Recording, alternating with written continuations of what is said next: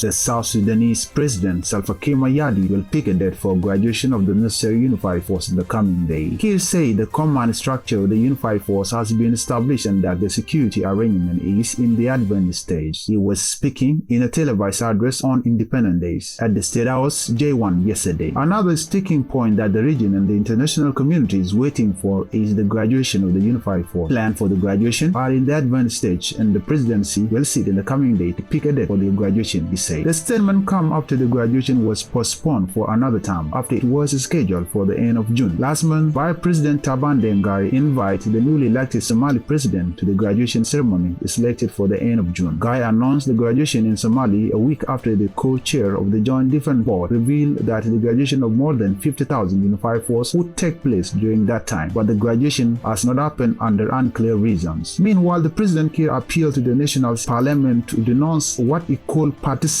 politics and pass the necessary bill to speed up the peace implementation. All the required bill that we need to finalize the simple implementation of the revitalized agreement are in the final stage. I add my voice by calling upon our members of Parliament to put aside partisan politics and engage in genuine debate that will pave the way to passing their bills, said Kiir. The National Parliament stands divided after Australian lawmakers boycotted sitting over alleged unilateral passing of the bill by majority in August House.